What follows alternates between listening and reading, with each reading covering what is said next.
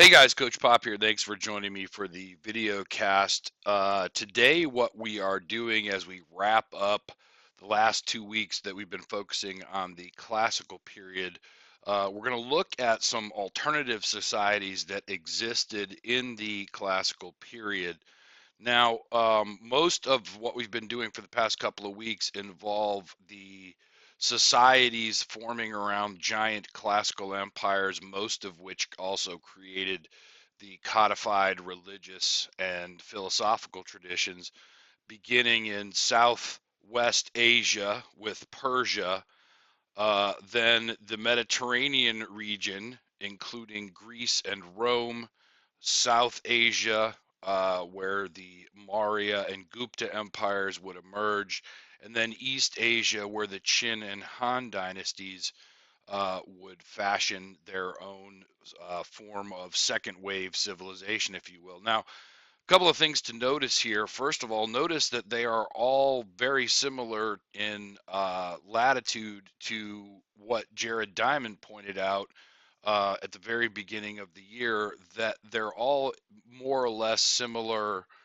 geographies, which makes food production in those places very, very similar. Also note the overlap among South Asia, Southwest Asia, and the Mediterranean, obviously learning about how each other did their civilization, so to speak, and then East Asia is sort of cut off by the Himalayas, and it's not until the Han Dynasty that the people of China start to learn more about what is happening in other parts of the world.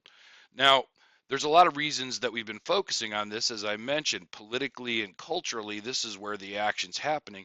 But it is also the case that, according to some historians' estimates, somewhere between 60 and 70% of all human beings who lived on the planet lived within those yellow circles.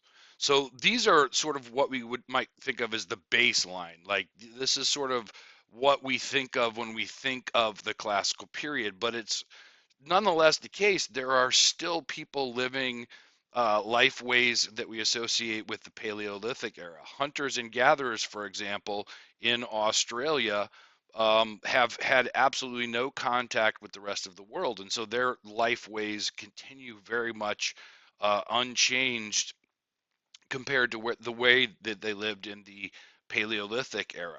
We also have stateless societies that we tend to associate more with the Neolithic period. These are complex societies that do not have a formal state system that we associate typically with a civilization. These include the pastoral nomads of Central Asia and the Niger Valley cities in West Africa. And cities is in quotations there, and I'll talk about why in just a moment, but let's make sure we know where these are. First of all, Central Asia is this region, typically where the pastoral nomads historically have persisted for the longest. And then over here in West Africa along the Niger River is where these cities will emerge that are really a challenge to our conventional definition of what civilizations are. In addition to that, though, we have some large kingdoms that very much are similar to like the first wave civilizations. They don't quite get to the size of the classical empires, but still large kingdoms, including the kingdom of Funan in Southeast Asia and Aksum in East Africa. And again, locating them on a map is important. So Southeast Asia over here, Funan in this area right down here, which as we'll see is a key strategic location. Similarly, in East Africa, Aksum is also at a really beneficial position, both of which are their geographical location fuels their wealth and consequently their power.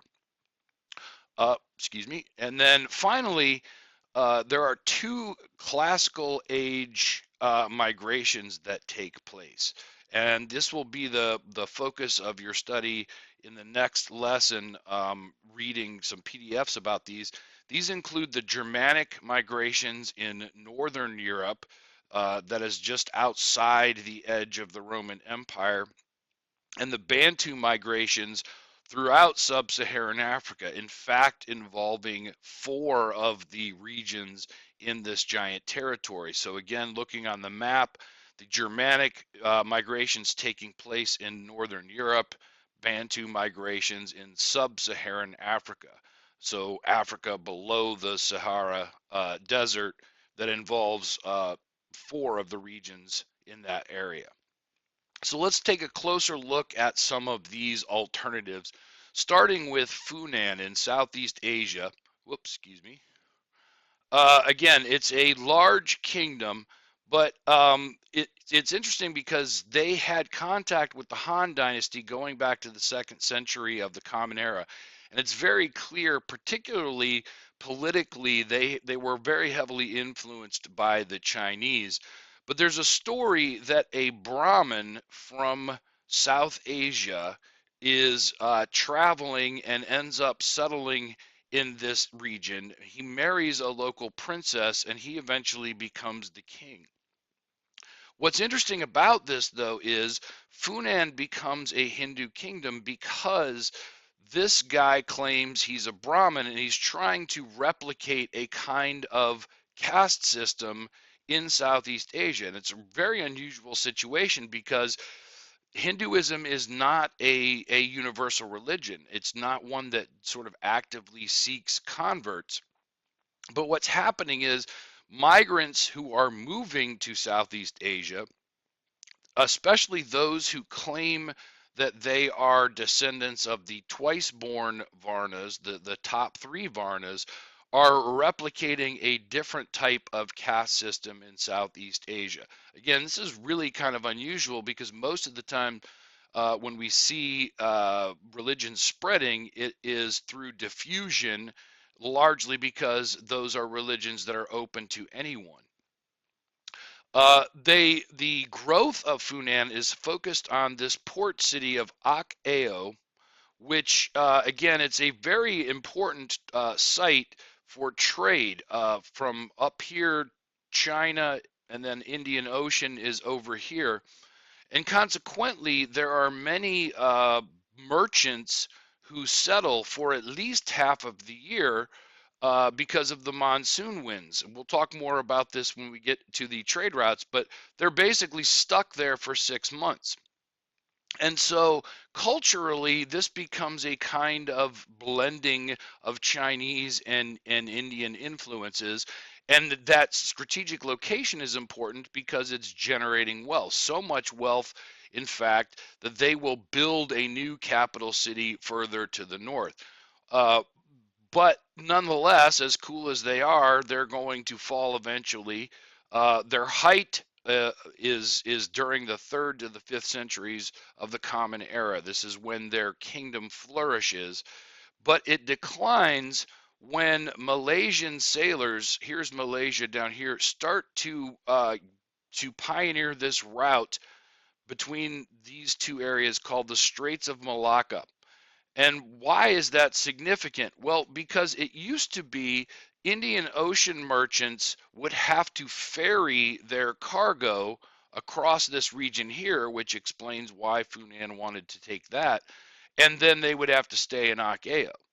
And same thing for the Chinese merchants coming to Akeo, and then they'd have to ferry. Oh, well, now there's a direct route, and basically the kingdom of Funan is sort of avoided, and so their power and prestige will decline over time. Another large kingdom from the classical period is Aksum. You'll sometimes see it spelled Axum. The situation there, it's very similar in a lot of ways. A kingdom in East Africa. These, if you recall, are the descendants of Semitic migrations from much earlier on. And in fact, early on have contact with the state of Israel. If you remember, it existed for a brief while after Moses leads the Hebrews out of Egypt. Their version of their own history, the Queen of Sheba was from Aksum, who travels to Jerusalem and fathers a child with King Solomon of Jerusalem, and that son ends up founding the dynasty according to their own stories. Another interesting story is they claim they have the Ark of the Covenant there. That when the Romans sacked Jerusalem and the Jews are spread all throughout the Mediterranean region, their story, they claim the Ark of the Covenant was actually smuggled out and it exists in the city of Aksum. But one of the most interesting things is this is one of the first Christian states in the world before Rome becomes a Christian empire.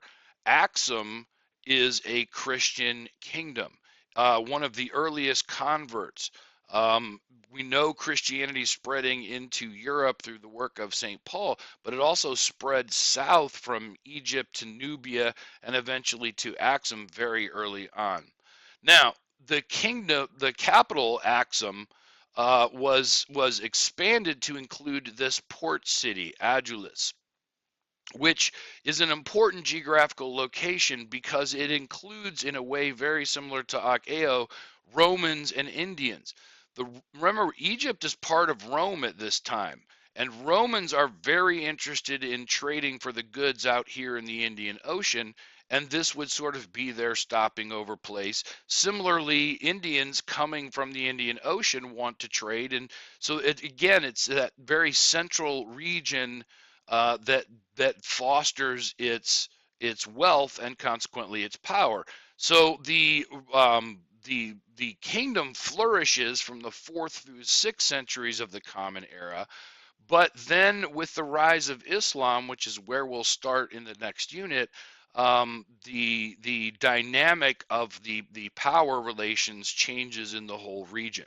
So that's something we'll come back to later on. In terms of stateless societies, let's start with the Niger Valley cities. And why are cities in quotation marks? Well, first of all, there's a process, a long process, where the Sahara Desert is growing.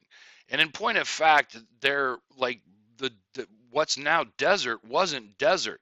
Um, Early on in the first wave of civilizations, but is expanding. And by 500 BCE, it's expanded so much that it's moving people into this region of the Niger River Valley because its access to water is obviously required as the desert is expanding.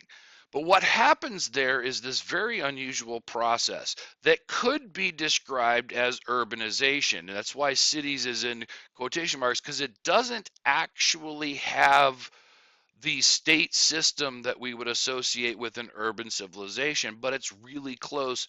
So how does that work? Well, first of all, what's happening is along the river, you're getting these central towns. These towns are controlled by chiefs who rule, of course, by charisma.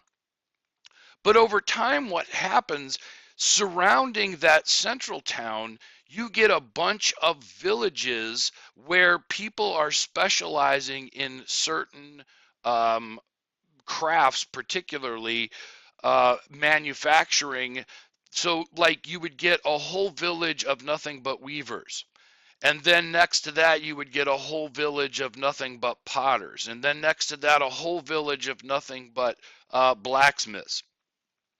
And in those communities, which are surrounding the central town, they're kind of like run by guilds, by like communities who are sort of regulating their own professions.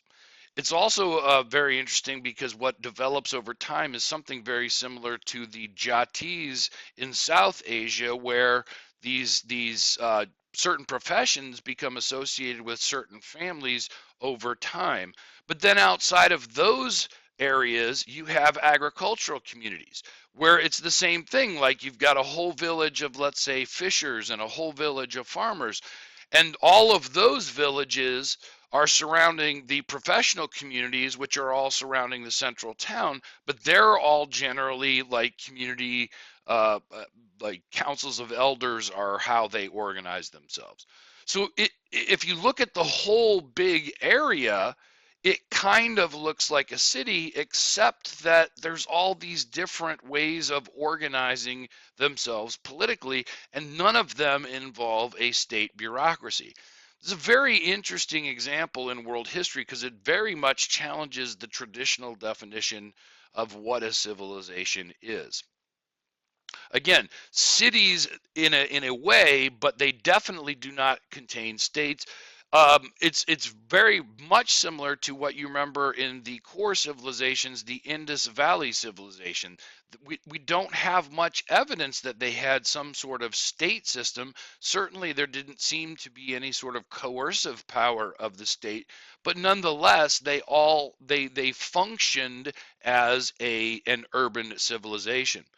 One of those cities, in quotation marks, that becomes the largest in the time, Gene Geno, which, again, if you take all of the people that are sort of in that general area, reaches a population of over 40,000 people. So it's not a small area. It just doesn't have the state system we associate typically with an urban civilization. But one of the things that's going to come up at the very beginning of the next period, the people there rely on trade, partly because there's just a lack of certain natural resources that particularly those that you might need if you practice a particular profession. So for example, if you are leather workers in your little village, you need leather, but you may not have access to the animals that you are required to do that. Or if you are a blacksmith, you need access to iron ore that may or may not be there. So it creates this kind of complexity economically because they're dependent on resources that may or may not be available to them. Another version of a stateless society are the pastoral nomads of Central Asia. And the thing to understand about Central Asia is it is a very loose confederation of all of these different types of peoples. You've got Indo-European descendants there. You've got these Turkic people. You've got the ancestors of the Mongols. And they're all sort of mixing in this giant area, but their societies are led by a warrior chief. So it's a chiefdom, but the whole idea is because they are pastoralists and they're constantly moving around, their chief gets charisma by sharing the wealth from people that they invade. And that creates this tension with the so-called, settled civilizations that they sort of run parallel along. They need the manufactured goods that the civilized people produce because they are nomads. They have to constantly move as their horses and their other animals are exhausting the grass. They have to move to find new pastures. So they don't have settled cities and they don't have the job specialization that's typically required for those goods, but they want them. On the other hand, the civilizations need the pastoral nomads because they're the ones that are constantly moving the goods. This is particularly the case, as we'll see in the development of the Silk Roads. It's the pastoral nomads of Central Asia who are actually the ones moving the goods across this long distance trade route. They're not making the stuff, they're moving the stuff. And so it creates this weird symbiotic relationship where the pastoral nomads both need and resent the settled civilizations, and the settled civilizations think of those pastoral nomads as barbarians who are a threat to their way of life, but yet they need them to continue their long distance trade. An interesting example, though, of a twist, a new development, is the development of a city called Samarkand that develops on the Silk Roads. That is a stopping. It's a major center along of that trade, but it turns into an actual city, even though these people, pastoral nomads, are not typically settled. Excuse me. They do nonetheless develop a city. Now, in terms of the actual effect of the pastoral nomads in the classical era, these are typically called invasions. Now, it's important to remember this. This is invasions from the perspective of the settled, uh, sedentary, civilized people. The pastoral nomads are constantly moving, and because they are a warrior society, like, this doesn't seem at all unusual to them. They might call them migrations as opposed to invasions. Nonetheless, from the perspective of the civilizations, one of these waves is in the Far East, the Xiongnu, who come from the area that will become known as Mongolia. They are constantly attacking the Qin and Han dynasties, and in fact will contribute to the decline of the Han dynasty. Qin Shi Huangdi, you might remember, he's the guy that starts the Great Wall of China, and it's to keep the Xiongnu out. Although, as we will see, no wall in history is ever ultimately successful. Another wave is sort of more central, the Hephthalites, which is a Greek word, because if you remember, after Alexander the Great, Hellenization, Greek language and culture is spreading throughout the area of Persia and into Central Asia. Sometimes they're referred to as the White Huns, but these people are moving into India and Persia and are constantly attacking there. They, in fact, contribute to the decline of the Gupta Empire. And then further to the west, the people known as the Huns, who are moving into Europe and constantly attacking Rome, and in fact have another effect that we'll look at here in just a moment. So again, Central Asia is this region north of the Himalayas. It's mostly grassland. The farming there is very, very difficult. So they're always moving around. Here is where the city of Samarkand will develop. Again, we'll look more closely at this when we get to the long distance trade routes later on. But the Xiongnu are the ones in the east who are constantly attacking China. Then you've got the Hephthalites who are moving into the area of Persia and the Indus Valley. And then the Huns who go all the way across into Europe. But one of the things about the Huns that's kind of unusual is because of their relationship with Rome, we know an awful lot about them, and in particular about this dude, Attila the Hun, who is referred to frequently by Roman sources the Scourge of God. And if you look at this particular image, you may notice he's actually got devil's horns on him. But here's the thing. This guy was, he's a pastoral nomad, but he was a brilliant general, great at organizing people in fighting against particularly Rome. These are the dates when he was born and died. B before a date means born, D died. And he's constantly attacking Rome, both the eastern half and the western half. If you remember, Rome was split by the Emperor Diocletian, and he's attacking both of them and scaring the crap out of Rome. Like, he's terrifying them. So much so that the Pope, Leo the First, is sent to negotiate a truce. Now, one of the things that's interesting about this, first of all, is how this is going to impact Europe. The nation that we now call Hungary becomes a homeland of these people.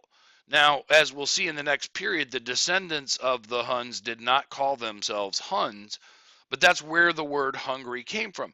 But what's also interesting about that is these people who had been pastoral nomads are now sort of replicating the idea of a civilization. They're building cities, they're settling into farms, they're mimicking the very thing that they were originally attacking. But the other effect of this has to do with not just the effect it has on Rome, but with this other group of people in Northern Europe called the Germans. This will be one of the two migrations you'll look at more closely tomorrow.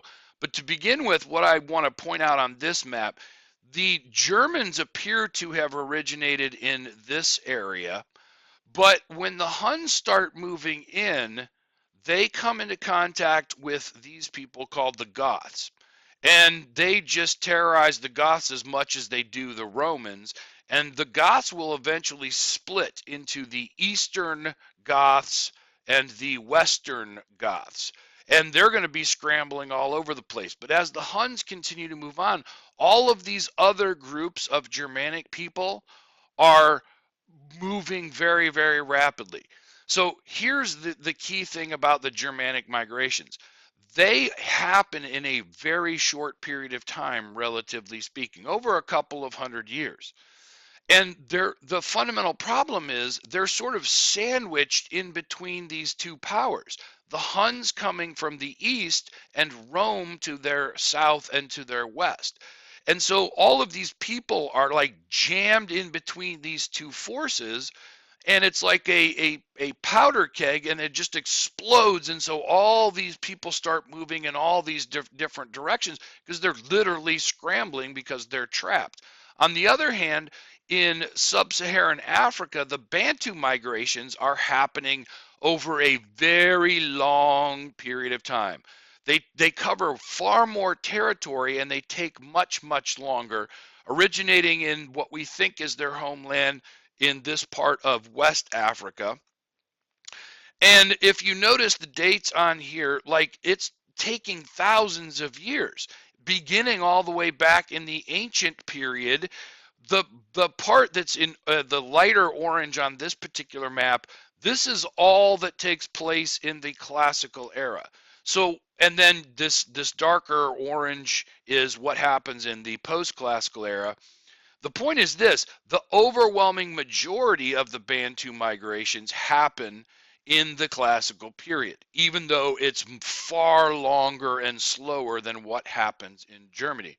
Another important difference, as you will see, though, is as the Bantu people are moving, they're moving into all of these different environments and mixing with all of these other people, most of whom are animists, but they do not come into contact with large empires. And so they're sort of free to move more slowly, more leisurely, if you want to think of it that way. So again, those two migrations, you will read much more about those, but those are one of the alternatives that again include large kingdoms, stateless societies, and even still foragers in certain places of the world. So as we focus on the classical empires, even though it's true most of the world's population is living within their boundaries, it is not to say though that's the only way of life. Many of these ways of life that have existed before are still going on, just in a smaller percentage. So that's the end of the presentation. I would thank you for your attention, and we'll see you in class.